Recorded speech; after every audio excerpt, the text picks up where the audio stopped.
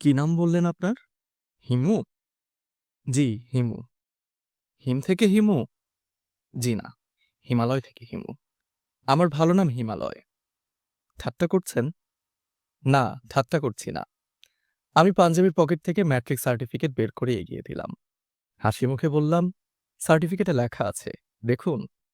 এসা হতভম্ব হয়ে বলল, আপনি কি সার্টিফিকেট পকেটে নিয়ে ঘুরে বেড়ান? জি, সার্টিফিকেটটা পকেটেই রাখি। হিমালয় নাম বললে অনেকেই বিশ্বাস করে না। তখন সার্টিফিকেট দেখাই। ওরা তখন বড় ধরনের ঝাঁকি খায়। আমি উঠে দাঁড়ালাম। এশা বলল, আপনি কি চলে যাচ্ছেন? হুম। এখন যাবেন না, একটু বসুন। আমার যেহেতু কখনোই কোনো তাড়া থাকে না, আমি বসলাম। রাত ৯টার মতো বাজে। এমন কিছু রাত হয়নি, কিন্তু এ বাড়িতে মনে হচ্ছে নিশুতি। কারো কোনো সারা শব্দ নেই। বুড়ো মনে হয় এই ফ্ল্যাটের নয়, পাশের ফ্ল্যাটের। এসে আমার সামনে বসে আছে। তার চোখে অবিশ্বাস এবং কৌতূহল একসঙ্গে খেলা করছে। সে অনেক কিছুই জিজ্ঞেস করতে চাচ্ছে, আবার জিজ্ঞেস করতে ভরসা পাচ্ছে না। আমি তাদের কাছে নিতান্তই অপরিচিত একজন। তার দাদিমা রিকশা থেকে পড়ে মাথা ফাটিয়েছেন। আমি ভদ্রমহিলাকে হাসপাতালে নিয়ে মাথা ব্যান্ডেজ করে বাসায় পৌঁছে বেতের সোফায় বসে আছি। এদের কাছে এই হচ্ছে আমার পরিচয়। আমি খানিকটা উপকার করেছি। উপকারের প্রতিদান দিতে না পেরে পরিবারটা একটু অস্বস্তির মধ্যে পড়েছে। ঘরে বোধহয় চা পাতা নেই। চা পাতা থাকলে এতক্ষণে চা চলে আসতো। প্রায় আধা ঘন্টা হয়েছে, এর মধ্যে চা চলে আসার কথা। আমি বললাম, আপনাদের বাসায় চা পাতা নেই, তাই না? এসে আবারও হকচকিয়ে গেল। বিস্ময় গোপন করতে পারল না। গলায় অনেকখানি বিস্ময় নিয়ে বলল, না, নেই। আমাদের কাজের মেয়েটা দেশে গেছে। ওই বাজার টাজার করে। চা পাতা না থাকায় আজ বিকেলে আমি চা খেতে পারিনি। আমি কি চা পাতা এনে দেব? না, না, আপনাকে আনতে হবে না। আপনি বসুন। আপনি কি করেন? আমি একজন পরিব্রাজক। আপনার কথা বুঝতে পারছি না। আমি রাস্তায় রাস্তায় ঘুরে বেড়াই। এসা তীক্ষ্ণ গলায় বলল, আপনি কি ইচ্ছে করে আমার প্রশ্নের উদ্ভট উদ্ভট জবাব দিচ্ছেন? আমি হাসি মুখে বললাম, যা সত্যি তাই বলছি। সত্যি কথার বিপদ হলো সত্যি কথার গ্রহণযোগ্যতা কম। যদি বলতাম আমি একজন বেকার, পথে পথে ঘুরি, তাহলে আপনি আমার কথা সহজে বিশ্বাস করতেন। আপনি বেকার নন? জি না, ঘুরে বেড়ানোই আমার কাজ। তবে চাকরি বাকরি কিছু করি না। আজ বরং উঠি। দাদিমা আপনাকে বসতে বলেছেন। উনি কি করছেন? শুয়ে আছেন। মনে হয় ঘুমিয়ে পড়েছেন। আপনি যদি চলে যান, তাহলে দাদিমা খুব রাগ করবেন। তাহলে বরং অপেক্ষাই করি। আমি বেতের সোফায় বসে অপেক্ষা করছি। আমার সামনে বিব্রত ভঙ্গিতে এসা বসে আছে। বসে থাকতে ভালো লাগছে না তা বোঝা যাচ্ছে। বারবার তাকাচ্ছে ভেতরের দরজার দিকে। এর মধ্যে দুবার হাত ঘড়ির দিকে তাকালো। উপকারী অতিথিকে একা ফেলে রেখে যেতেও পারছে না। আজকালকার মেয়েরা অনেক স্মার্ট হয়। এরা ফট করে বলে বসে, আপনি বসে বসে পত্রিকা পড়ুন, আমার কাজ আছে।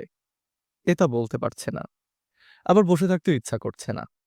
তার গায়ে ছেলেদের চাদর। বয়স কত হবে? ২৪-২৫? কমও হতে পারে। চোখে মোটা ফ্রেমের চশমার জন্যে হয়তো বয়স বেশি লাগছে। গায়ের রং শ্যামলা। রংটা আরেকটু ভালো হলে মেয়েটিকে দারুণ রূপবতী বলা যেত। শীতের দিনে ঠান্ডা মেঝেতে মেয়েটা খালি পায়ে এসেছে। এটা ইন্টারেস্টিং। যেসব মেয়ে বাসায় খালি পায়ে হাঁটাহাঁটি করে, তারা খুব নরম স্বভাবের হয় বলে আমি জানি। এসা অস্বস্তির সঙ্গে বলল, আমার পরীক্ষা আছে, আমি পড়তে যাব। একা একা বসে থাকতে কি আপনার খুব খারাপ লাগবে? খারাপ লাগবে না। পত্রিকা থাকলে দিন, বসে বসে পত্রিকা পড়ি। আমাদের বাসায় কোনো পত্রিকা রাখা হয় না। ও আচ্ছা। টিভি দেখবেন? টিভি ছেড়ে দেই? আচ্ছা, দিন। এসা টিভি ছাড়ল। ছবি ঠিকমতো আসছে না, ঝাপসা ঝাপসা ছবি। এসা বলল, অ্যান্টেনার তার ছিঁড়ে গেছে বলে এই অবস্থা। আমার অসুবিধা হচ্ছে না। আমি খুবই লজ্জিত যে আপনাকে একা বসিয়ে রেখে চলে যেতে হচ্ছে। লজ্জিত হবার কিছু নেই। আপনি কাইন্ডলি পাশের চেয়ারটায় বসুন।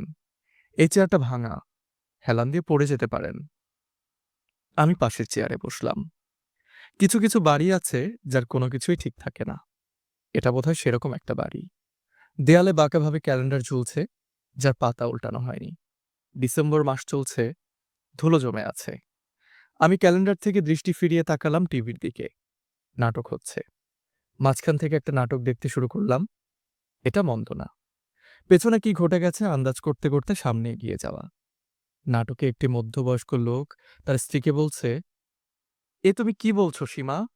না না না, তোমার এ কথা আমি গ্রহণ করতে পারি না, বলেই ভেউ ভেউ করে মুখ বাঁকিয়ে কান্না। সীমা তখন কঠিন মুখে বলছে, চোখের জলের কোনো মূল্য নেই ফরিদ, এ পৃথিবীতে অশ্রু মূল্যহীন। কিছুদূর নাটক দেখার পর মনে হলো এরা স্বামী স্ত্রী নয়। নাটকের স্ত্রীরা স্বামীদের নাম ধরে ডাকে না। সহপাঠী প্রেমিক প্রেমিকা হতে পারে। মাঝবয়সী প্রেমিক প্রেমিকা, ব্যাপারটা একটু খটকা লাগছে। যথেষ্ট আগ্রহ নিয়ে নাটক দেখছি। মাঝখান থেকে নাটক দেখার এত মজা আগে জানতাম না।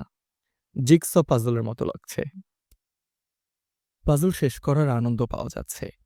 নাটক শেষ হলো, মিলনান্তক ব্যাপার। শেষ দৃশ্যে সীমা জড়িয়ে ধরেছে ফরিদকে। ফরিদ বলছে, জীবনের কাছে আমরা পরাজিত হতে পারি না সীমা। ব্যাকগ্রাউন্ডে রবীন্দ্রসঙ্গীত হচ্ছে, পাখি আমার নীরের পাখি।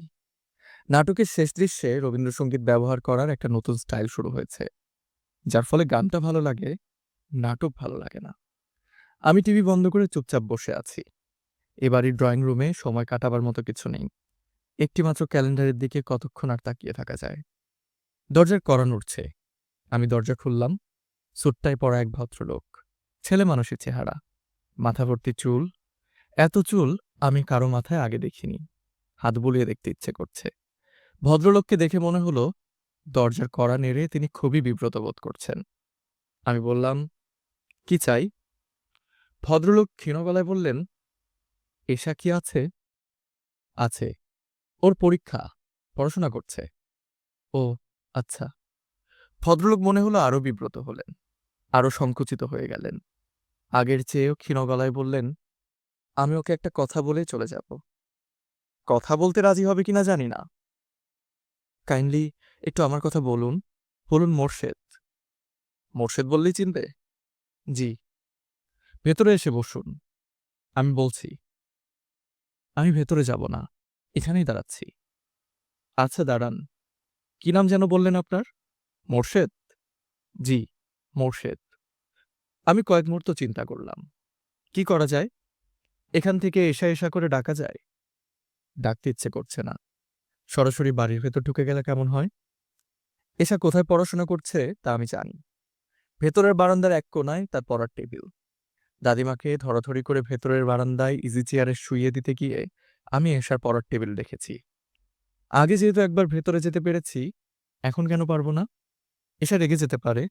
রাগুক না, মাঝে মাঝে রেগে যাওয়া ভালো। প্রচণ্ড রেগে গেলে শরীরে রোগ জীবাণু মরে যায়। যারা ঘন ঘন রাগে তাদের অসুখ বিসুখ হয় না বললেই চলে। আর যারা একেবারেই রাগে না, তারা দুদিন পর পর অসুখে ভোগে। সবচেয়ে বড় কথা, এশাকে খানিকটা ভরকে দিতে ইচ্ছে করছে। আমাকে চুপচাপ বসিয়ে সে দিব্যি পড়াশোনা করবে তা হয় না। একটু হকচকিয়ে দেয়া যাক। আমি পর্দা সরিয়ে নিতান্ত পরিচিত জনের মতো ভেতরে ঢুকে গেলাম। এশা চেয়ারে পা তুলে বসেছে, বইয়ের উপর ঝুঁকে আছে। তার মনোযোগ এতই বেশি যে আমার বারান্দায় আসা সে টের পেল না। মাথা ঝাঁকিয়ে ঝাঁকিয়ে বাচ্চা মেয়েদের মতো পড়তেই থাকলো। আমি ঠিক তার পেছনে দাঁড়িয়ে খুব সহজ গলায় বললাম, এশা, মোর্শেদ সাহেব এসেছেন, বাইরে দাঁড়িয়ে আছেন, তোমার সঙ্গে একটা কথা বলেই চলে যাবেন। এশা ভূত দেখার মতো চমকে আমার দিকে তাকালো। আমি বললাম, ভদ্রলোককে কি চলে যেতে বলবো? ভেতরে এসে বসতে বলেছিলাম, উনি রাজি হলেন না। এশা কঠিন গলায় বলল, আপনি দয়া করে বসার ঘরে বসুন। আপনি হুট করে ঘরে ঢুকে গেলেন কি মনে করে? আমি নিতান্তই স্বাভাবিক গলায় বললাম, ভদ্রলোককে কি বসতে বলবো?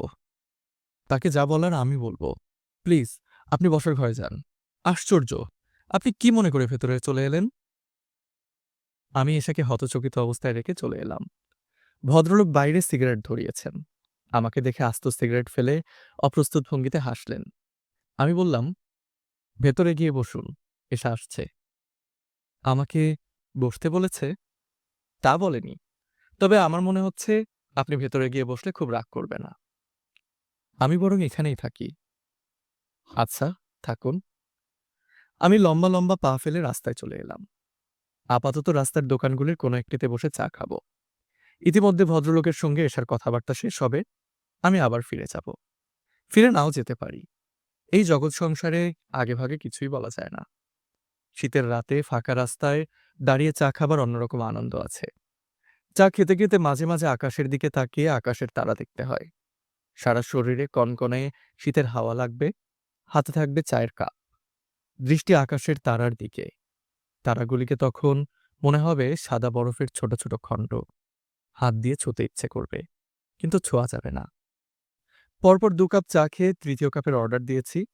তখন দেখি মোর্শেদ সাহেব হনহন করে যাচ্ছেন। মাটির দিকে তাকিয়ে এত দ্রুত আমি কাউকে হাঁটতে দেখিনি। আমি ডাকলাম, "এই যে ভাই, মোর্শেদ সাহেব।" ভদ্রলোক থমকে দাঁড়ালেন। খুবই অবাক হয়ে তাকালেন। নিতান্তই অপরিচিত কেউ নাম ধরে ডাকলে আমরা যেরকম অবাক হই, সেরকম অবাক। ভদ্রলোক আমাকে চিনতে পারছেন না।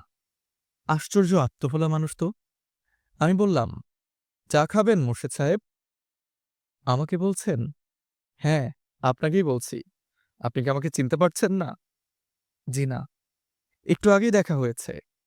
ভদ্রলোক আরো বিস্মিত হলেন। আমি বললাম, "এখন কি চিনতে পেরেছেন?" তিনি মাথা নেড়ে বললেন, "জি, জি।"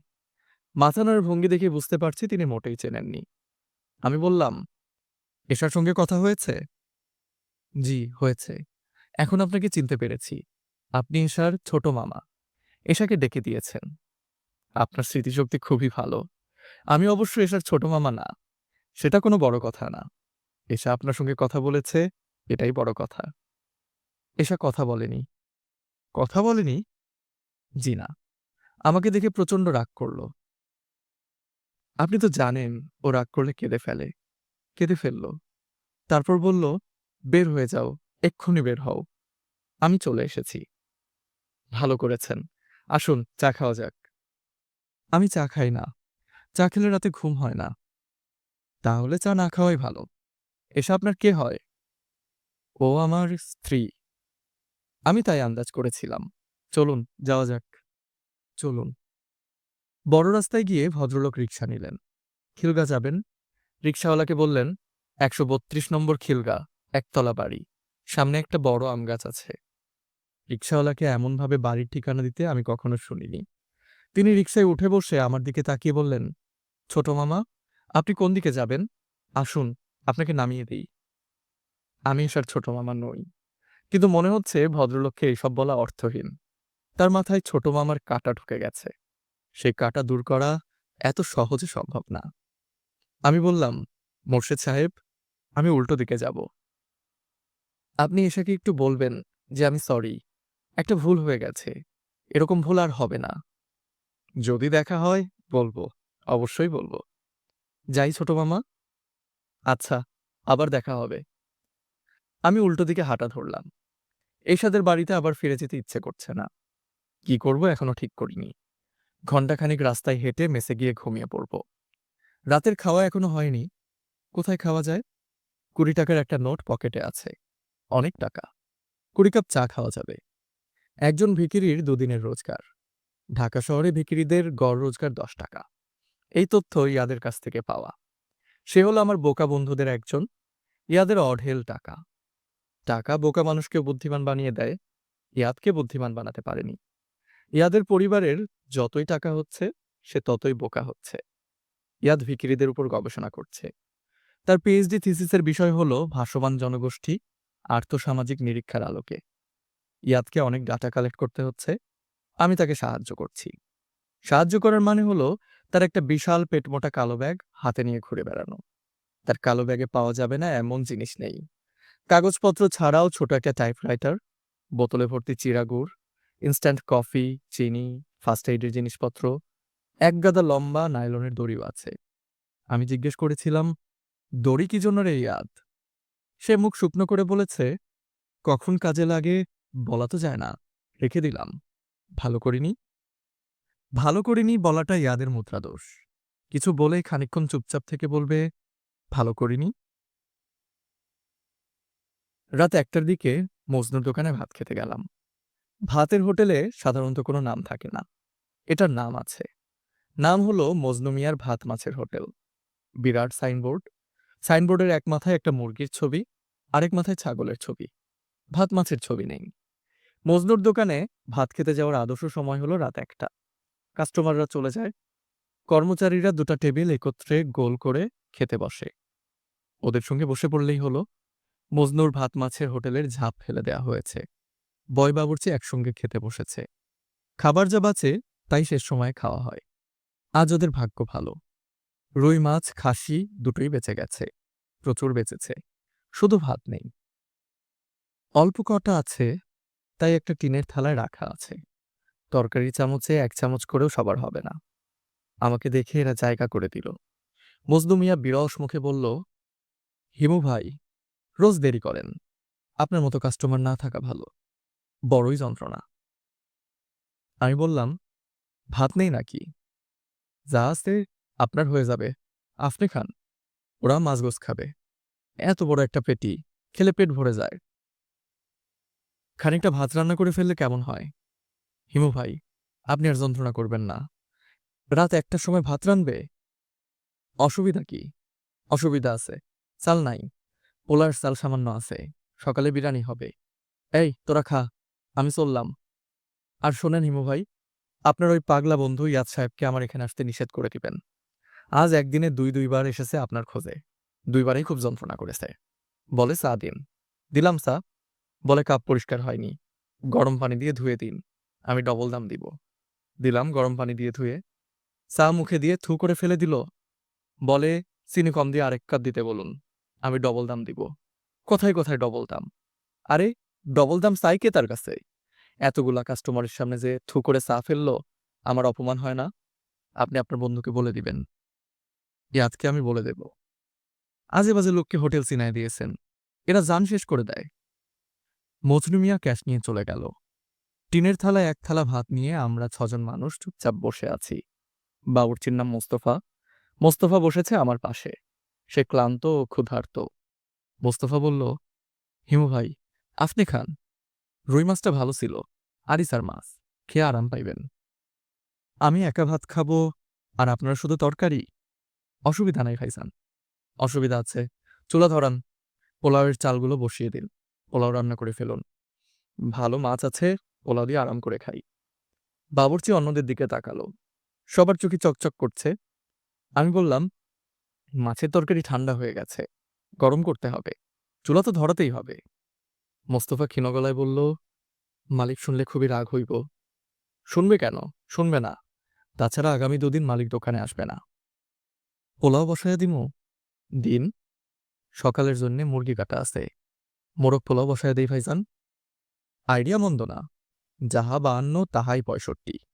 পোলাও যখন হচ্ছে, মোরগ পোলাওয়ে অসুবিধা কি? কতক্ষণ লাগবে? ডাবল আগুন দিয়া রানলে ০.৫ ঘন্টার মামলা ভাইজান। দিন, ডাবল আগুন দিন। সিঙ্গেল আগুনে আজকাল কিছু হয় না। মজনু মিয়ার ভাত মাছের দোকানের কর্মচারীদের চোখ মুখে আনন্দ ঝলমল করতে লাগলো। আমি বললাম, রান্নাবান্না হোক, আমি ০.৫ ঘন্টা পর আসব। চা বানাইয়া দেই ভাইজান। বৈশা বৈশা গরম চা খান। চা খেয়ে খিদে নষ্ট করব না। ভালো ভালো জিনিস রান্না হচ্ছে। আমি চলে গেলাম তরঙ্গিনী ডিপার্টমেন্টাল স্টোরে। ডাকাডাকি করে মুহিব সাহেবের ঘুম ভাগালাম। তিনি স্টোরের ভেতরে ঘুমান। মুহিব সাহেব দরজা খুলে খুব সহজ গলায় বললেন, কি দরকার হিমুবাবু? ৬ বোতল ঠান্ডা কোক দিন তো। হিমু সাহেব ৬টা বোতল পলিথিনের ব্যাগে ভরে নিয়ে এলেন।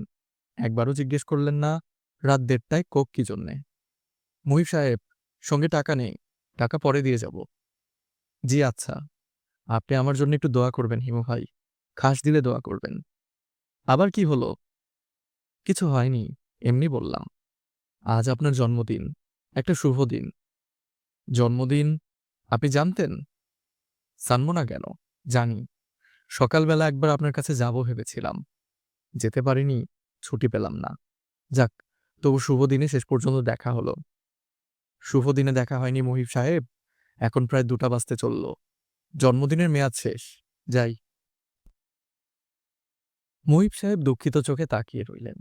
৬ বোতল কোক নিয়ে আমি বের হয়ে এলাম। মজনু মিয়ার ভাত মাছের হোটেলের লোকজন নিশ্চয়ই অপেক্ষা করছে আমার জন্য। ভালো শীত পড়েছে। শীতের সময় সবাই খুব দ্রুত হাঁটে। আমি ধীরে ধীরে এগুচ্ছি। গায়ে শীত মাখিয়ে হাঁটতে ভালো লাগছে। রাতে হাঁটার সময় আপনাতে আকাশের দিকে চোখ যায়। প্রাচীনকালে মানুষ আকাশের তারার দিকে তাকিয়ে দীর্ঘ ভ্রমণে বেরোত। সব মানুষই বোধহয় সে প্রাচীন স্মৃতি তার জিনে বহন করে। ঘরের ভেতর ২টা চিঠি। একটির খাম দেখে বোঝা যাচ্ছে রূপার কাছ থেকে এসেছে। কার্টিস পেপারের ধবধবে সাদা খাম। খামের এক মাথায় রূপালী কালিতে এমব্রস করা রূপার নাম। সাদার উপর রূপালি ফোটে না, তবু এটাই রূপার স্টাইল। অন্য চিঠিটি ব্রাউন কাগজের, ঠিকানা চিঠিতে টাইপ করা। দুটো চিঠির কোনোটিতে স্ট্যাম্প নেই, হাতে হাতে পৌঁছে দেয়া। আমি রূপার চিঠি পকেটে রেখে অন্যটা খুললাম। যা ভেবেছি তাই, ইয়াদের লেখা। টাইপ করা চিঠি ইংরেজি ভাষায় টেলিগ্রাফের ধরনে লেখা। হিমু, খুঁজে পাচ্ছি না, কোথায় আছো? ভিডিও ক্যামেরা কিনেছি, সব ভিডিও হবে। ইয়াদ। ঘরে থাকলে ইয়াদের হাতে পড়তে হবে, সারা দিনের জন্য আটকে যেতে হবে। আমার কাজ হবে তার পেটমোটা কালো ব্যাগ নিয়ে ঘুরে বেড়ানো। এখন যেহেতু ভিডিও ক্যামেরা কেনা হয়েছে, ভিক্ষুকদের ইন্টারভিউ হবে ভিডিওতে। এতদিন ক্যাসেট রেকর্ডারে হচ্ছিল। ইয়াদের কাজকর্ম পরিষ্কার, তৈরি প্রশ্নমালা আছে। ইন্টারভিউয়ের সময় তৈরি প্রশ্নমালার বাইরে কোনো প্রশ্ন করা যাবে না। প্রশ্নের নমুনা হলো নাম, স্ত্রী না পুরুষ, বয়স, শিক্ষা, পিতার নাম, ঠিকানা, ক স্থায়ী এবং খ অস্থায়ী। কতদিন ধরে ভিক্ষা করছেন? দৈনিক গড় আয় কত? পরিবারের সদস্য সংখ্যা, সদস্যদের মধ্যে কতজন ভিক্ষুক? খাবার রান্না করে খান না ভিক্ষালব্ধ খাবার খান? এরকম মোট 50টা প্রশ্ন। এক একজনের উত্তর দিতে ঘণ্টাখানেক লাগে। 1 ঘণ্টার জন্যে তাকে 5 টাকা দেয়া হয়। 5 টাকার চকচকে একটা নোট হাতে নিয়ে অধিকাংশ ভিক্ষুকই চোখ কপালে তুলে বলেন, অতক্ষণ খাটনি করাইয়া এইটা কি দিলেন? আপনার ভিসা নাই? আমি ইয়াদকে বলার চেষ্টা করেছি এই জাতীয় প্রশ্ন অর্থহীন। ইয়াদ মানতে রাজি নয়। সে নাকি 3 মাস দিনরাত খেটে প্রশ্ন তৈরি করেছে। প্রশ্ন তৈরির আগে স্ট্যাটিস্টিক্যাল মডেল দাঁড় করিয়েছে, কম্পিউটার সফটওয়্যারে পরিবর্তন করেছে, ইত্যাদি ইত্যাদি। আমি তার বকবকানি শুনে বিরক্ত হয়ে বলেছি, চুপ কর গাধা। সে খুবই অবাক হয়ে বলেছে, গাধা বলছিস কেন? আমাকে গাধা বলার পেছনে তোর কি কি যুক্তি আছে? তুই পয়েন্ট ওয়াইজ কাগজে লিখে আমাকে দে, আমি ঠান্ডা মাথায় অ্যানালাইসিস করব। যদি দেখি তোর যুক্তি ঠিক না, তাহলে আমাকে গাধা বলার জন্য তোকে লিখিতভাবে ক্ষমা প্রার্থনা করতে হবে। এ জাতীয় মানুষদের কাছ থেকে যত দূরে থাকা যায় ততই মঙ্গল। আমি সবসময় দূরে থাকার চেষ্টাই করি। আমি পালিয়ে পালিয়ে বেড়াই। গাধাটা আমাকে খুঁজে খুঁজে বের করে। এক ধরনের চোর পুলিশ খেলা। আমি চোর, সে পুলিশ। যেহেতু চোরের বুদ্ধি সবসময় পুলিশের বুদ্ধির চেয়ে বেশি, সেহেতু সে গত 1 সপ্তাহ আমার দেখা পায়নি, আজও পাবে না। আমি আবার বের হয়ে পড়লাম। আমার কোনো রকম পরিকল্পনা নেই। প্রথমে রূপার কাছে যাওয়া যায়। ওর সঙ্গে অনেকদিন দেখা হয় না। প্রিয় মুখ কিছুদিন পরপর দেখতে হয়। মানুষের মস্তিষ্ক অপ্রিয়জনদের ছবি সুন্দর করে সাজিয়ে রাখে। প্রিয়জনদের ছবি কোন এক বিচিত্র কারণে কখনো সাজায় না। সেজন্যে চোখ বন্ধ করে প্রিয়জনদের চেহারা কখনোই মনে করা যায় না। রূপাকে পাওয়া গেল না। রূপার বাবার সঙ্গে দেখা হলো। তিনি ভ্রু কুঁচকে বললেন, ও তো ঢাকায় নেই। এই ভদ্রলোক খুব সহজ গলায় মিথ্যা বলেন। রূপা ঢাকায় আছে তা তার কথা থেকে আমি বুঝতে পারছি। আমি বললাম, কোথায় গেছে? সেটা জানার কি খুব প্রয়োজন আছে? না, জানার প্রয়োজন নেই, তবু জানতে ইচ্ছে করছে। ও যশোর গেছে। ঠিকানাটা বলবেন? ভদ্রলোক শুকনো গলায় বললেন, ঠিকানা দিতে চাচ্ছি না, ও অসুস্থ। আমরা চাই না অসুস্থ অবস্থায় কেউ ওকে বিরক্ত করে। অসুস্থ অবস্থায় মানুষের বন্ধু বান্ধবের প্রয়োজন পড়ে। আমি ওর খুব ভালো বন্ধু। ওর ঠিকানা দেয়া যাবে না। ও কোথায় গেছে বললেন যেন? যশোর। খুব শিগগির ফেরার সম্ভাবনা নেই, তাই না? দেরি হবে। আমি খুব চিন্তিত মুখে বললাম, একটা ঝামেলা হয়ে গেল যে। আজই প্রেস ক্লাবের সামনে রাস্তায় রূপার সঙ্গে আমার দেখা হয়ে গেল। সেই আমাকে বাসায় আসতে বলেছে। ব্যাপারটা আমি কিছুই বুঝতে পারছি না। আপনি বলছেন রূপা যশোরে। আপনার মতো বয়স্ক দায়িত্ববান একজন মানুষ আমার সঙ্গে নিশ্চয়ই মিথ্যা কথা বলবে না। তাহলে রূপার সঙ্গে দেখা হলো কিভাবে? ভদ্রলোক তাকিয়ে আছেন, কিছু বললেন না। তাকে মোক্ষম আঘাত করা হয়েছে, সামলে উঠতে তার সময় লাগবে। তার মুখের ভাবের পরিবর্তন দেখতে ভালো লাগছে। তোমার নাম হিমু না? জি। মিথ্যা যা বলার তুমি বলেছ। রূপার সঙ্গে তোমার দেখা হয়নি, ও যশোরে আছে। আমার সঙ্গে তুমি যে ক্ষুদ্র রসিকতা করার চেষ্টা করলে, তার করবে না। মনে থাকবে? জি স্যার, থাকবে। Get out. Thank you sir. আমি চলে এলাম। এমন কঠিন ধরনের একজন মানুষ রূপার মতো মেয়ের বাবা কি করে হলেন ভাবতে ভাবতে আমি হাঁটছি। রূপার চিঠি এখনো পড়া হয়নি। পড়লে তো ফুরিয়ে গেল। চিঠির এই হলো ম্যাজিক। যতক্ষণ পড়া হয় না ততক্ষণ ম্যাজিক থাকে। পড়া মাত্রই ম্যাজিক ফুরিয়ে যায়। কোথায় যাওয়া যায়?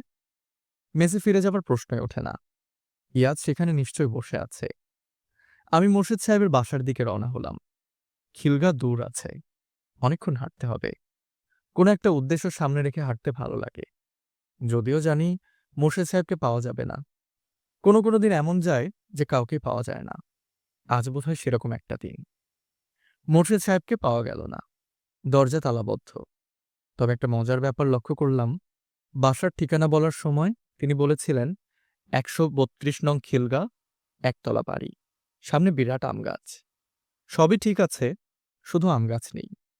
শুধু এই বাড়ি না, আশপাশের কোনো বাড়ির সামনেই আম গাছ নেই। মোর্শেদ সাহেবের বাড়িতে দারোয়ান জাতীয় একজনকে পাওয়া গেল। তাকে জিজ্ঞেস করলাম, এখানে কি আম গাছ কখনো ছিল? সে বিরক্ত হয়ে বলল, আম গাছ কেন থাকবে? যেন আম গাছ থাকাটা একটা অপরাধ। আমি খুবই বিনয়ের সঙ্গে বললাম, আপনি এ বাড়িতে কতদিন ধরে আছেন? ছোটবেলা থেকে আছি। এটা কি মোর্শেদ সাহেবের কেনা বাড়ি? যে না, ভাড়া বাসা। তবে বেশি দিন থাকবো না, বাড়িওয়ালা নোটিশ দিছে। আচ্ছা ভাই, যাই। ওনার কিছু বলা লাগবো? না। আমি আবার হাঁটা ধরলাম। রাত ১টা পর্যন্ত পথে পথে থাকতে হবে। ইয়াদ ১টা পর্যন্ত আমার জন্য বসে থাকবে না। তাকে রাত ১২টার মধ্যে বাড়িতে ফিরতে হবে। নিতুর কঠিন নির্দেশ। নিতুর মতো মেয়ের নির্দেশ অগ্রাহ্য করা ইয়াদের পক্ষে সম্ভব না। নিতুর সঙ্গে দেখা করে এলে কেমন হয়? ইয়াদের হাত থেকে বাঁচার সবচেয়ে ভালো উপায় হচ্ছে ইয়াদের বাসায় গিয়ে বসে থাকা। সে বসে থাকবে আমার মেসে, আমি বসে থাকবো তার বাড়িতে। চোর পুলিশ খেলার এর চেয়ে ভালো স্ট্র্যাটেজি আর হয় না। Full proof. ইয়াদের বাড়ি একটা হুলস্থুল ব্যাপার। বাইরে থেকে মনে হয় জেলখানা। গেটটাও এমন যে বাইরে থেকে কিছুই দেখা যায় না। বড় গেট কখনো খোলা হয় না। বড় গেটের সঙ্গে আছে একটা খোকা গেট। অনেক ধাক্কাধাক্কির পর সেটা খোলা হয়। বাড়িতে ঢুকতে হয় মাথা নিচু করে। একবার ঢোকার পর সঙ্গে সঙ্গে ছুটে বের হয়ে যেতে ইচ্ছে করে। কারণ তীব্র বেগে ছুটে আসে দুটো অ্যাসেসিয়ান। এদের একজন কুচকুচে কালো, অন্যজন ধবধবে সাদা। রং ভিন্ন হলেও এদের স্বভাব অভিন্ন। দুজনই ভয়ঙ্কর হিংস্র। এদের একজনের নাম টুটি, অন্যজনের নাম ফুটি। দারোয়ান বলে, চুপ টুটিফুটি। এরা চুপ করে। তবে এমনভাবে তাকায় যাতে মনে হয় যে কোনো সুযোগে এরা ঘাড় কামড়ে ধরবে। গেট থেকে বাড়ি পর্যন্ত যেতে খানিকক্ষণ বাগানের ভেতর দিয়ে হাঁটতে হয়। সে বাগানও দারুণ বাগান। এদের বাড়ি দোতলা, সিঁড়ি মার্বেল পাথরের। বাড়ির বারান্দায় ইউ আকৃতির কিছু বেতের চেয়ার বসানো। মনে হয় প্রতিদিন চেয়ারগুলিতে রং করা হয়। কারণ আমি যখনই দেখি ঝকঝক করছে। চেয়ারের গদিগুলি রং হালকা সবুজ। সাদা এবং সবুজে যে এত সুন্দর কম্বিনেশন হয় তাই ইয়াদদের বাড়িতে না গেলে কখনো জানতে পারতাম না। ঠিক মাঝখানের বেতের চেয়ারে নিতু বসেছিল। নিতু হলো নায়িকা স্বভাবের মেয়ে। সবসময় সেজেগুজে থাকে এবং নায়িকাদের মতো চোখে থাকে সানগ্লাস। দিনরাত সবসময় সানগ্লাস থাকে। যখনই দেখি তখনই মনে হয় সে পার্টিতে যাচ্ছে কিংবা পার্টি থেকে ফিরছে। স্বাভাবিক ভঙ্গিতে এই মেয়েটিকে একবার দেখার ইচ্ছে করে। সেটা বোধহয় সম্ভব না। আমাকে দেখে উঠে দাঁড়ালো। হাসি মুখে বলল, যাক, আপনাকে তাহলে পাওয়া গেল। ও খুব ব্যাকুল হয়ে আপনাকে খুঁজছে। ব্যাপার কি? খোঁজ নিতে এলাম। ব্যাপার কি আমি জানি না। ভিক্ষুক সম্পর্কিত কিছু হবে। আমি জানতেও চাইনি। আপনাকে এমন লাগছে কেন? কেমন লাগছে? মনে হচ্ছে ম্যানহোলের গর্তের কাজ করছিলেন, কাজ বন্ধ করে বেড়াতে এসেছেন। ফিরে গিয়ে আবার কাজ শুরু করবেন। হ্যাঁ, এতটা খারাপ? হ্যাঁ, এতটাই খারাপ। আপনি গোসল করেন না করেন না? শীতের সময় কম করি। বাথটাবে গরম পানি দিলে আপনি কি গোসল করবেন? আমার প্রয়োজন নেই। নোংরা থাকতে ভালো লাগছে। নোংরা থাকতে ভালো লাগছে মানে? এটা কোন ধরনের কথা? রসিকতা করার চেষ্টা করছি। নিতু ঠোঁট বাঁকিয়ে বলল, রসিকতা বলে আমার মনে হচ্ছে না। আপনি আসলেই নোংরা থাকতে ভালোবাসেন। যাই হোক, আমার জন্য হলেও দয়া করে পরিষ্কার পরিচ্ছন্ন হয়ে আসুন। আপনার সঙ্গে খানিকক্ষণ কথা বলি। আপনাকে নতুন এক সেট কাপড় দিচ্ছি। গায়ের কাপড় বাথটাবে রেখে আসবেন। ইস্ত্রি করে আপনার কাছে পাঠিয়ে দেওয়া হবে। আমি হাসলাম। নিতু বলল, হাসবেন না। হাসির কোনো কথা বলিনি। যান, বাথরুমে ঢুকে পড়ুন। কুইক। একদল মানুষ আছে বাথরুম প্রেমিক। তারা অন্য কিছুতেই মুগ্ধ হয় না, বাথরুম দেখে মুগ্ধ হয়। আমি সেই দলে পড়ি না।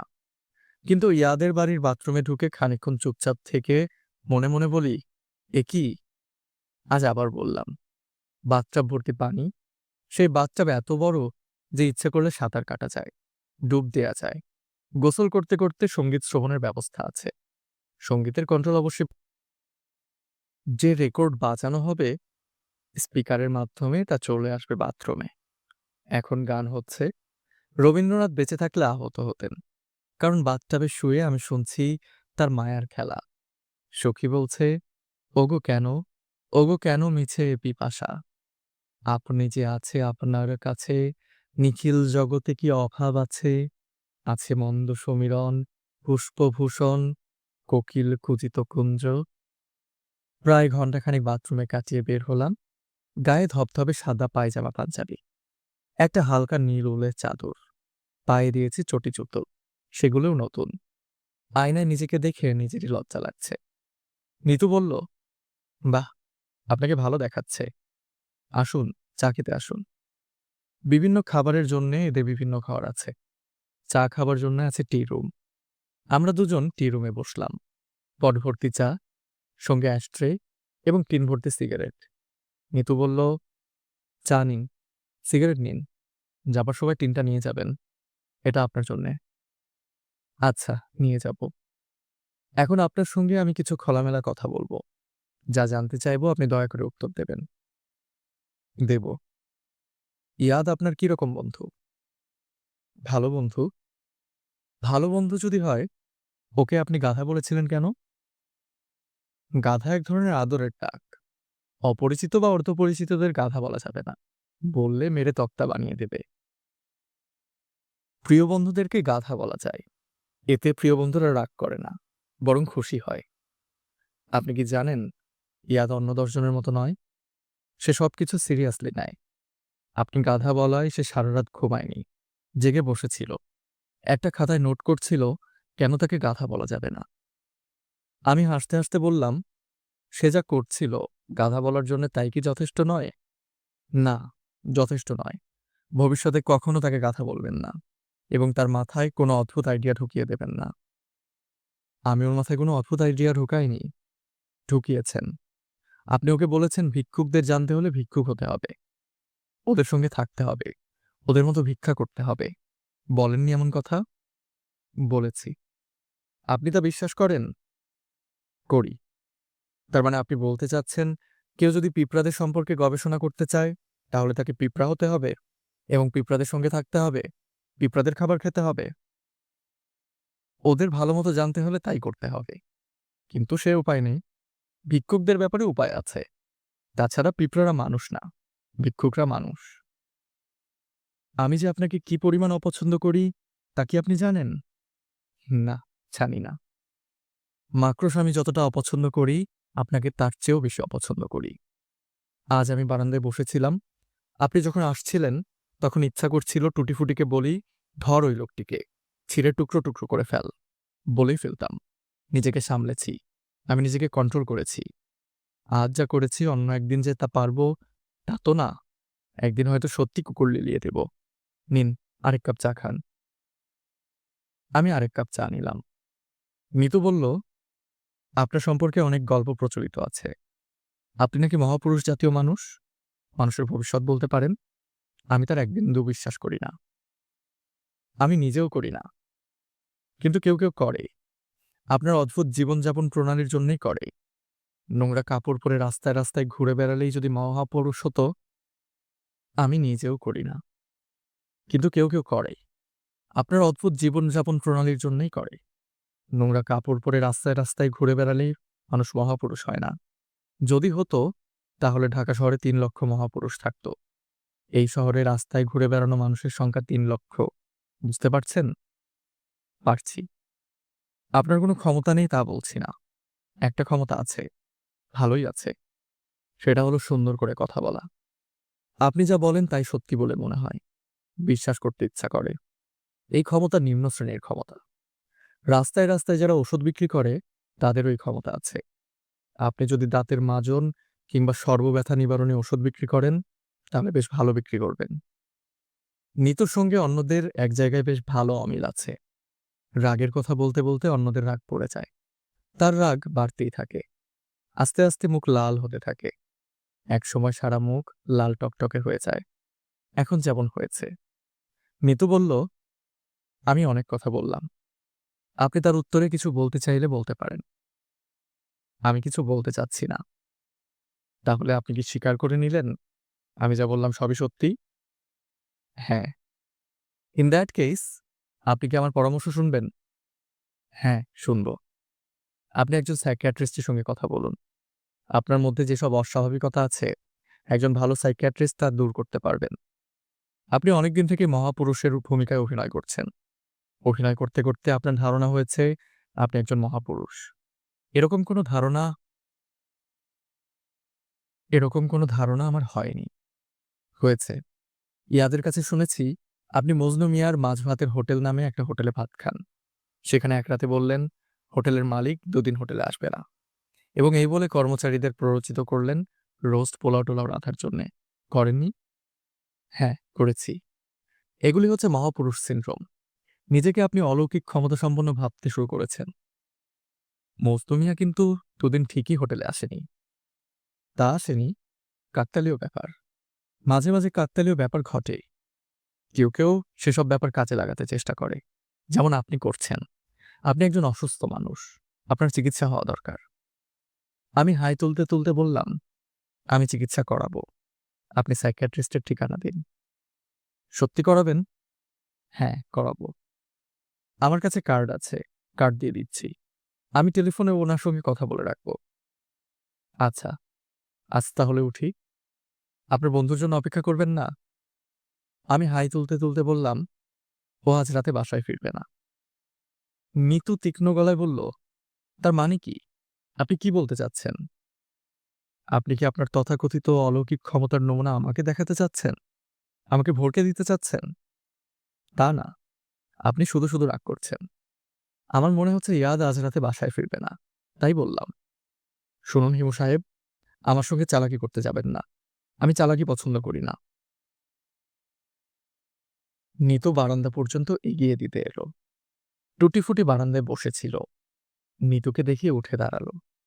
লেজ নাড়তে লাগলো। লেজ নাড়া দিয়ে কুকুর কি বোঝাতে চেষ্টা করে? লেজ নেড়ে সে কি বলে, আমি তোমাকে ভালোবাসি? ভালোবাসার পরিমাণও কি সে লেজ নেড়ে প্রকাশ করে? কেউ কি এই বিষয়টি নিয়ে রিসার্চ করেছে? ইয়াদের মতো কেউ একজন এসে ব্যাপারটা নিয়ে রিসার্চ করলেই পারে। কুকুরের লেজ এবং ভালোবাসা। আমি মেসে ফিরলাম না। এত সকাল সকাল ফেরা ঠিক হবে না। ইয়াদ হয়তো বসে আছে। রাস্তায় হাঁটতেও ইচ্ছা করছে না। ক্লান্তি লাগছে। কেন জানি মাথায় ভোঁতা ধরনের যন্ত্রণা হচ্ছে। মেসে ফিরে যাওয়াই ভালো। মাথার যন্ত্রণা ইদানিং আমাকে কাবু করে ফেলছে। হালকাভাবে শুরু হয়, শেষের দিকে ভয়াবহ অবস্থা। একসময় ইচ্ছা করে কাউকে ডেকে বলি, ভাই, আপনি আমার মাথাটা ছুরি দিয়ে কেটে শরীর থেকে আলাদা করে দিতে পারেন?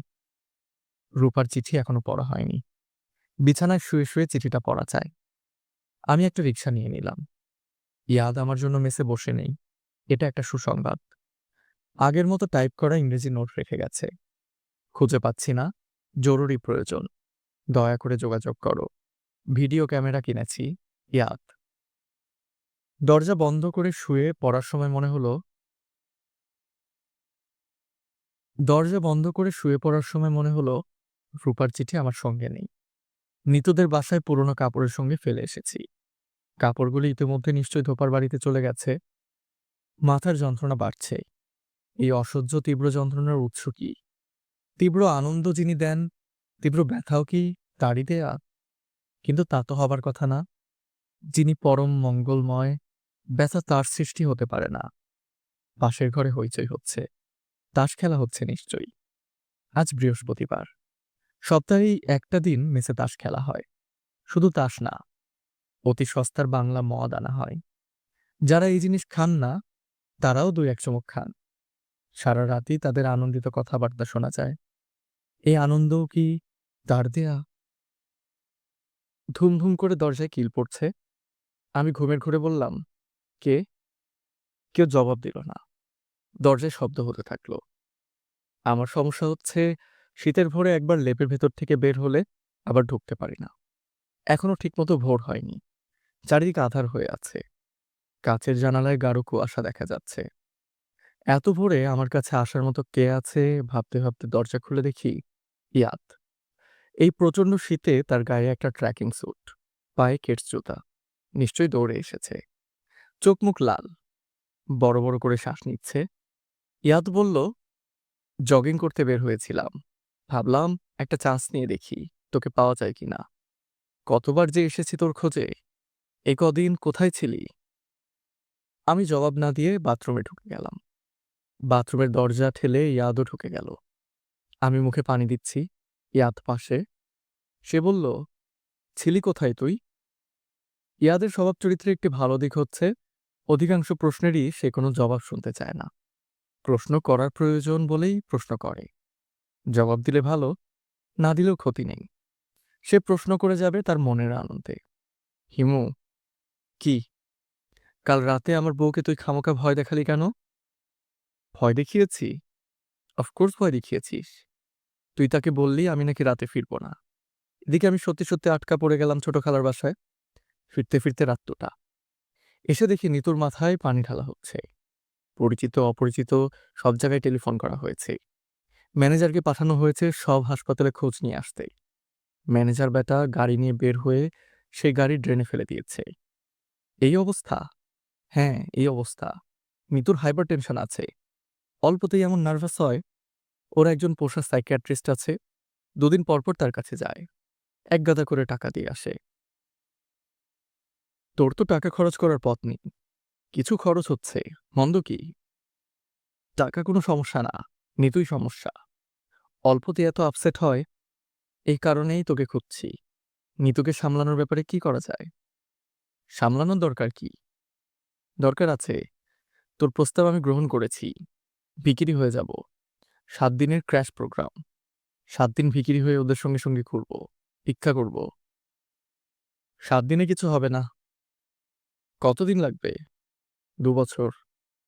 বলিস কি? ঠিকমতো ওদের জানতে হলে ওদের একজন হতে হবে। ওদের একজন হতে সময় লাগবে। নিতুকে সামলাবো কি করে? যারা ছোটখাটো ঘটনাতে আপসেট হয়, তারা বড় ঘটনায় সাধারণত আপসেট হয় না। নিতু সামলে উঠবে। আরো বেশি বেশি করে সাইকিয়াট্রিস্টের কাছে যাবে। তুই ঘর ছাড়ছিস কবে? ইয়াদ বিরক্ত গলায় বলল, আমাকে জিজ্ঞেস করছিস কেন? এটা তো তোর উপর নির্ভর করছে। আমি মানসিকভাবে প্রস্তুত। তুই বললেই শুরু করব। তুই একটা ডেট বল, আমি নিতুকে বলি। আমি ডেট বলবো কেন? তুইও তো যাবি আমার সঙ্গে। আমি একা একা পথে পথে ভিক্ষা করব? হ্যাঁ, করবি। তোরই ভিক্ষুকদের জীবন চর্চা দরকার, আমার না। তুই আমার সঙ্গে যাচ্ছিস না? না। ও মাই গড! আমি তো ধরে রেখেছি তুই যাচ্ছিস। সেভাবে প্রস্তুতি নিয়েছি।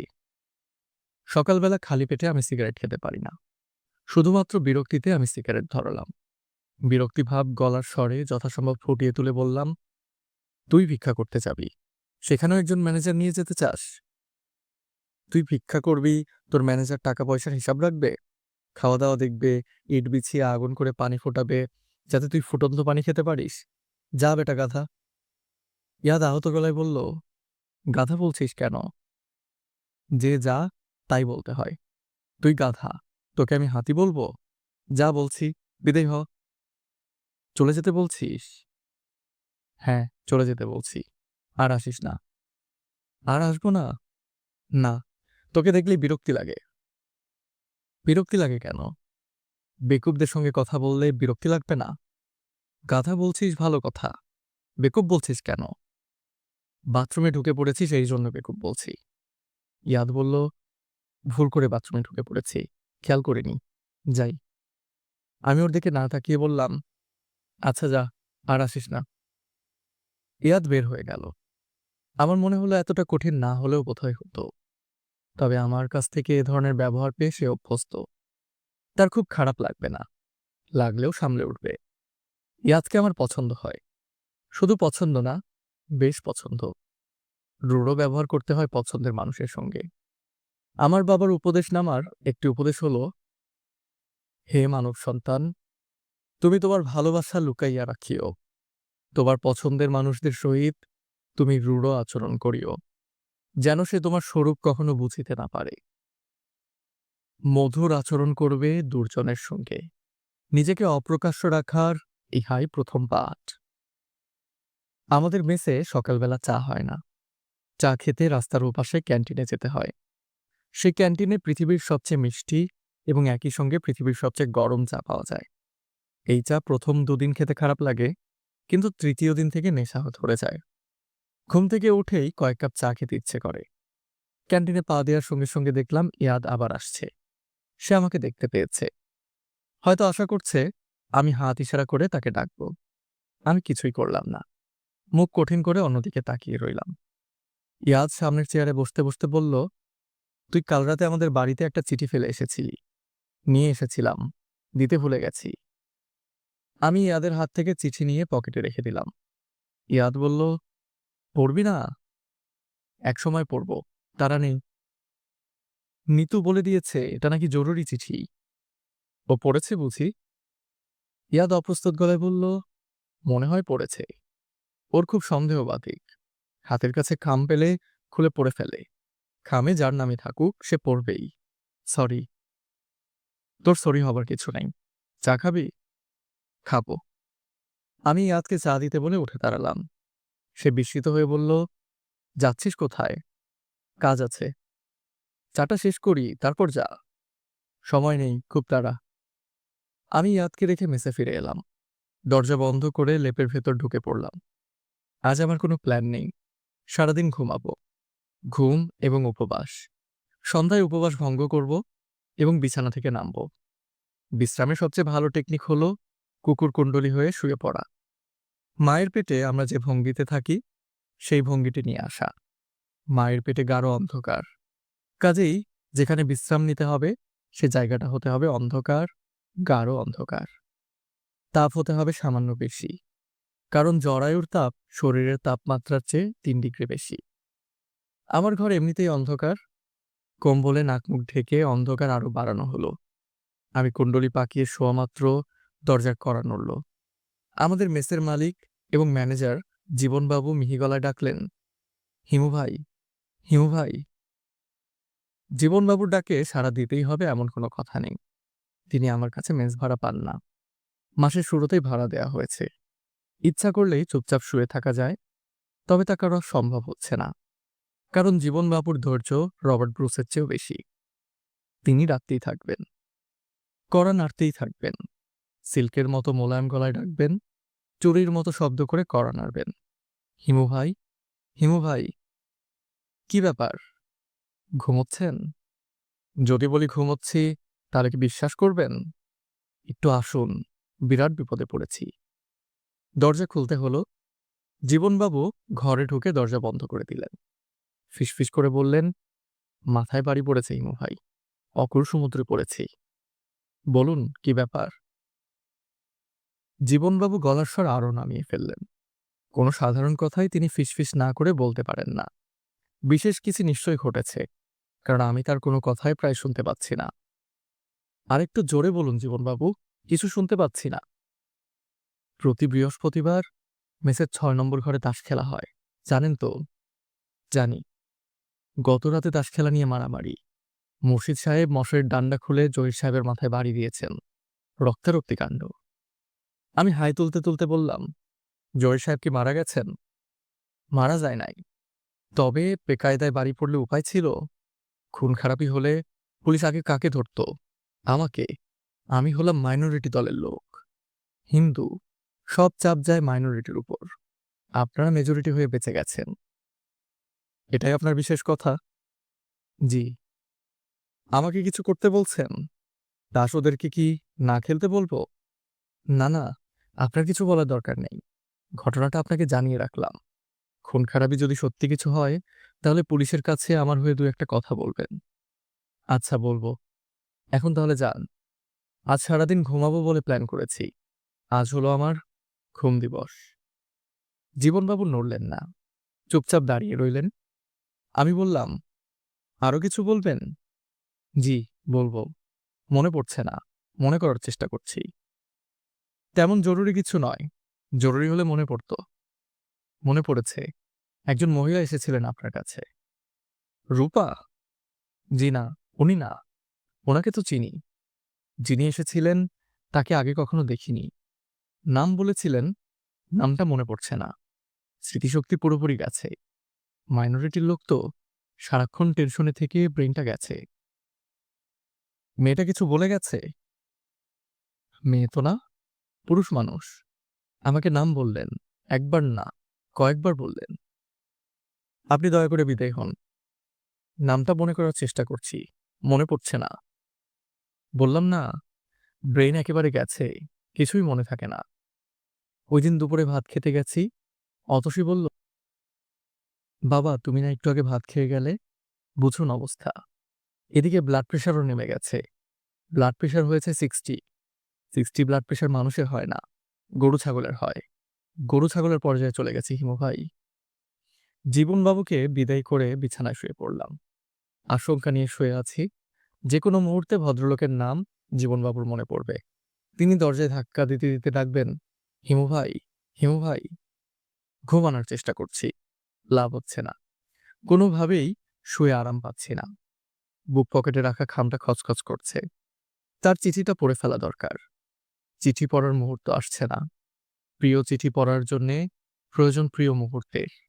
আমার প্রিয় মুহূর্ত হলো মধ্যরাত, যখন পৃথিবীর সব তক্ষক গভীর স্বরে দুবার ডেকে ওঠে। দরজায় আবার ঠক ঠক শব্দ হচ্ছে। জীবনবাবু ডাকলেন, হিমু ভাই, হিমু ভাই। আমি জবাব না দিয়ে রূপার চিঠি বের করলাম। হিমু ভাই, বলুন, কথা কি মনে পড়েছে? জি না, মনে পড়েনি। অন্য একটা কথা বলতে এসেছি। বলবো? বলুন। তাস খেলা নিয়ে ওনাদের কিছু বলবেন না, রাগ করতে পারেন। আচ্ছা, বলবো না। আর শুনুন জীবনবাবু, এখন একটা জরুরি কাজ করছি। চিঠি পড়ছি। আমাকে বিরক্ত করবেন না। ওই লোকের নাম মনে পড়লে কাগজে লিখে ফেলবেন। জি আচ্ছা। ঘরে চিঠি পড়ার মতো আলো নেই। আধো আলো, আধো আধার। আমি চিঠি পড়ছি। ভেবেছিলাম তোমার জন্মদিনে উদ্ভট কিছু করে তোমাকে চমকে দেব। কি করা যায় অনেক ভাবলাম। দামি গিফটের কথা একবার মনে হয়েছিল। গিফটের ব্যাপারে তোমার আসক্তি নেই, মাঝখান থেকে টাকা নষ্ট হবে। তারপর ভাবলাম, সবকটি দৈনিক পত্রিকায় এক পাতার বিজ্ঞাপন দেই। বিজ্ঞাপনে লেখা থাকবে, শুভ জন্মদিন হিমু। বাবার ম্যানেজার সাহেবকে ডেকে এনে বললাম পরিকল্পনার কথা। শুনে তার চোয়াল ছুলে পড়ল। তিনি হাঁ করে তাকিয়ে আছেন তো তাকিয়েই আছেন। আমি বললাম, পরিকল্পনাটা আপনার কাছে ইন্টারেস্টিং মনে হচ্ছে না? তিনি বললেন, হচ্ছে। আমি বললাম, তাহলে খোঁজ নিয়ে বলুন কত লাগবে, আমি চেক লিখে দিচ্ছি। তিনি বললেন, হিমু লোকটা কে? আমার চেনা একজন পাগলা ধরনের মানুষ। তিনি মাথা চুলকে বললেন, পাগলা ধরনের একজন মানুষের জন্মদিনের কথা যত কম লোক জানে ততই ভালো। দেশশুদ্ধ লোককে জানিয়ে লাভ কি? ম্যানেজার চাচার কথা আমার মনে ধরল। আসলেই তো, সবাইকে জানিয়ে কি হবে? যার জানার কথা সেই তো জানবে না। তুমি নিজেই তো পত্রিকা পড়ো না। ম্যানেজার চাচা বললেন, মা, তুমি সুন্দর করে একটা কার্ড কিনে লিখে দাও, হ্যাপি বার্থডে। আমি ওনাকে দিয়ে আসবো। 100 টাকার মধ্যে গোলাপের তোড়া পাওয়া যায়। ওই একটাও না হয় সঙ্গে দিয়ে দেব। আমি বললাম, আচ্ছা, তাই করব। ম্যানেজার চাচা চলে গেলেন। যাবার সময় অদ্ভুত চোখে আমার দিকে তাকাতে লাগলেন, যেন আমার নিজের মাথার সুস্থতা নিয়েও তার সন্দেহ উপস্থিত হয়েছে। হিমু, আমি আসলে অসুস্থ বোধ করছি। নানান ধরনের ছোটখাটো পাগলামি করছি। ইচ্ছা করে যে করছি তা নয়। সেদিন বাবার সঙ্গে ঝগড়া করলাম। আমার ছোট মামা স্টেটস থেকে মেম বউ নিয়ে দেশে এসেছেন। সে মেম সাহেবের সম্মানে পার্টি। সবাই সেজেগুজে তৈরি আছে। আমি নিজেও খুব সেজেছি। গয়না টয়না পরে একটা কাণ্ড করেছি। গাড়িতে ওঠার সময় কি যে হলো, আমি বললাম, আমার যেতে ইচ্ছে করছে না। বাবা বললেন, তার মানে কি? আমি বললাম, আমার রিসেপশনে যেতে ভালো লাগছে না। তোমার কি শরীর খারাপ লাগছে? না, শরীর খারাপ লাগছে না, শুধু যেতে ইচ্ছে করছে না। বাবা বললেন, তুমি আমার সঙ্গে ড্রয়িং রুমে আসো, আমি তোমাকে কয়েকটা কথা বলবো। সবাই গাড়ি বারান্দায় দাঁড়িয়ে রইল। বাবা আমাকে নিয়ে ড্রয়িং রুমে গেলেন। স্কুলের হেডমাস্টারের মতো গলায় বললেন, সিট ডাউন ইয়াং লেডি। আমি বসলাম। বাবা বললেন, তোমার ছোট মামাকে যে পার্টি দেয়া হচ্ছে, সেই পার্টি আমরা দিচ্ছি। আমরা হচ্ছি হোস্ট, কাজে আমাদের উপস্থিত থাকতেই হবে। তোমার শরীর খারাপ থাকলে তোমাকে কিছু বলতাম না। তোমার শরীর ভালো আছে, তোমার যেতে ইচ্ছে করছে না, সেটা বুঝতে পারছি। অনেক সময় আমাদের অনেক কিছু করতে ইচ্ছা করে না, তবুও আমরা করি। মানুষ হয়ে জন্মালে সামাজিক রীতিনীতি মানতে হয়। এখন চলো আমার সঙ্গে, সবাই দাঁড়িয়ে আছে। আমি বললাম, না। বাবা খুব অবাক হয়ে তাকিয়ে রইলেন। আমি বুঝতে পারছি ভেতরে ভেতরে রাগে তিনি কাঁপছেন। তারপরেও রাগ সামলে নিয়ে বললেন, রূপা, তুমি না হয় খানিকক্ষণ থেকে চলে এসো।